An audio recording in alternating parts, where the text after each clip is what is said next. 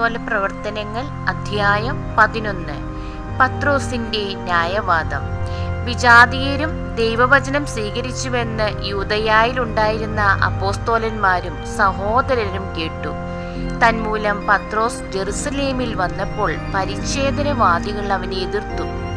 അവർ ചോദിച്ചു, അപരിച്ഛേദിതരുടെ അടുക്കൽ നീ പോവുകയും അവരോടൊപ്പം ഭക്ഷണം കഴിക്കുകയും ചെയ്തതെന്തുകൊണ്ട്? പത്രോസ് അവരോട് എല്ലാം ക്രമമായി വിശദീകരിക്കാൻ തുടങ്ങി. ഞാൻ യോപ്പാ നഗരത്തിൽ പ്രാർത്ഥിച്ചുകൊണ്ടിരിക്കുകയായിരുന്നു. അപ്പോൾ എനിക്ക് ദിവ്യ അനുഭൂതിയിൽ ഒരു ദർശനമുണ്ടായി. സ്വർഗത്തിൽ നിന്ന് വലിയ വിരിപ്പ് പോലെ ഒരു പാത്രം 4 കോണിലും പിടിച്ചിറക്കുന്നത് ഞാൻ കണ്ടു. അത് എൻ്റെ അടുത്ത് വന്നു. ഞാൻ സൂക്ഷിച്ചു നോക്കിയപ്പോൾ അതിൽ ഭൂമിയിലെ നാൽക്കാലികളെയും വന്യമൃഗങ്ങളെയും ഇഴജന്തുക്കളെയും ആകാശപ്പറവകളെയും കണ്ടു. എന്നോട് സംസാരിക്കുന്ന ഒരു സ്വരം ഞാൻ കേട്ടു, പത്രോസേ, എഴുന്നേൽക്കുക, നീ ഇവയെ കൊന്ന് ഭക്ഷിക്കുക. അപ്പോൾ ഞാൻ മറുപടി പറഞ്ഞു, കർത്താവേ, ഒരിക്കലുമില്ല. ഹീനമോ അശുദ്ധമോ ആയ യാതൊന്നും ഞാൻ ഒരിക്കലും ഭക്ഷിച്ചിട്ടില്ല. സ്വർഗത്തിൽ നിന്ന് രണ്ടാമതും ആ സ്വരം പറഞ്ഞു, ദൈവം വിശുദ്ധീകരിച്ചതിനെ നീ മലിനമെന്ന് വിളിക്കരുത്. 3 പ്രാവശ്യം ഇങ്ങനെ സംഭവിച്ചു. പിന്നീട് എല്ലാം സ്വർഗത്തിലേക്ക് തിരിച്ചെടുക്കപ്പെട്ടു. അപ്പോൾ തന്നെ കേസറിയായിൽ നിന്ന് എൻ്റെ അടുത്തേക്ക് അയക്കപ്പെട്ട 3 പേർ ഞാൻ താമസിച്ചിരുന്ന വീട്ടിലെത്തി. ഒരു സന്ദേഹവും കൂടാതെ അവരോടൊപ്പം പോകാൻ എനിക്ക് ആത്മാവിൻ്റെ നിർദ്ദേശമുണ്ടായി. ഈ 6 സഹോദരന്മാരും എന്നെ അനുയാത്ര ചെയ്തു. ഞങ്ങൾ ആ മനുഷ്യന്റെ വീട്ടിൽ പ്രവേശിച്ചു. തന്റെ ഭവനത്തിൽ ഒരു ദൂതൻ നിൽക്കുന്നതായി കണ്ടുവെന്നും അവൻ ഇങ്ങനെ അറിയിച്ചുവെന്നും അവൻ പറഞ്ഞു, നീ യോപ്പായിലേക്ക് ആളയച്ച് പത്രോസ് എന്ന് വിളിക്കപ്പെടുന്ന ശിമയോനെ വരുത്തുക. നിനക്കും നിന്റെ ഭവനത്തിന് മുഴുവനും രക്ഷ കിട്ടുന്നതിനുള്ള കാര്യങ്ങൾ അവൻ നിന്നോട് പറയും. ഞാൻ അവരോട് പ്രസംഗിക്കാൻ തുടങ്ങിയപ്പോൾ മുമ്പ് നമ്മുടെ മേലെന്നതുപോലെ തന്നെ അവരുടെ മേലും പരിശുദ്ധാത്മാവ് വന്നു. അപ്പോൾ ഞാൻ കർത്താവിന്റെ വാക്കുകൾ ഓർത്തു. യോഹന്നാൻ ജലം കൊണ്ട് സ്നാനം നൽകി, നിങ്ങളാകട്ടെ പരിശുദ്ധാത്മാവിനാൽ സ്നാനമേൽക്കും. നാം യേശുക്രിസ്തുവിൽ വിശ്വസിച്ചപ്പോൾ ദൈവം നമുക്ക് നൽകിയ അതേ ദാനം അവർക്കും അവിടുന്ന് നൽകിയെങ്കിൽ ദൈവത്തെ തടസ്സപ്പെടുത്താൻ ഞാൻ ആരാണ്? ഈ വാക്കുകൾ കേട്ടപ്പോൾ അവർ നിശബ്ദരായി.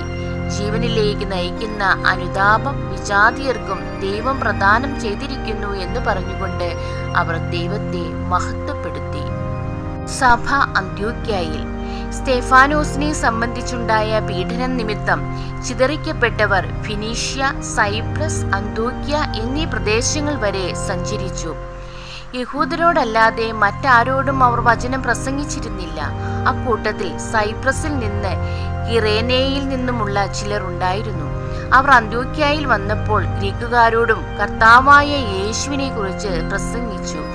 കർത്താവിന്റെ കരം അവരോട് കൂടെ ഉണ്ടായിരുന്നു. വിശ്വസിച്ച വളരെ പേർ കർത്താവിലേക്ക് തിരിഞ്ഞു. ഈ വാർത്ത ജെറുസലേമിലെ സഭയിലെത്തി. അവർ ബർണ്ണബാസിനെ അന്ത്യോക്യയിലേക്ക് അയച്ചു.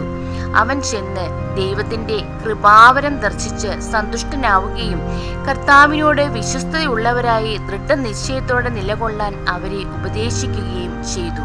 കാരണം അവൻ പരിശുദ്ധാത്മാവിനാലും വിശ്വാസത്താലും നിറഞ്ഞ ഒരു നല്ല മനുഷ്യനായിരുന്നു. നിരവധി ആളുകൾ കർത്താവിന്റെ അനുയായികളായി തീർന്നു.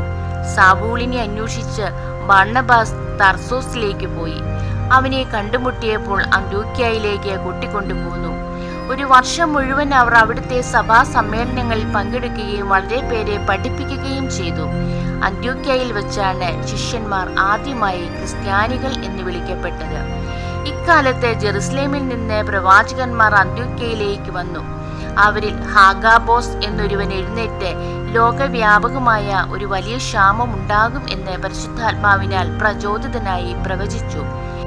ക്ലാവുദിയൂസിന്റെ ഭരണകാലത്ത് ഈ ക്ഷാമമുണ്ടായി. ശിഷ്യന്മാരെല്ലാവരും തങ്ങളുടെ കഴിവനുസരിച്ച് യൂദയായിൽ താമസിച്ചിരുന്ന സഹോദരർക്ക് ദുരിതാശ്വാസം എത്തിച്ചു കൊടുക്കാൻ തീരുമാനിച്ചു. ബർണ്ണബാസും സാവൂളും വഴി സഹായം ശ്രേഷ്ഠന്മാർക്ക് എത്തിച്ചു കൊടുത്തുകൊണ്ട് അവർ അത് നിർവഹിക്കുകയും ചെയ്തു. ദൈവമേ, സ്തുതി അങ്ങേക്ക് യോഗ്യമാകുന്നു.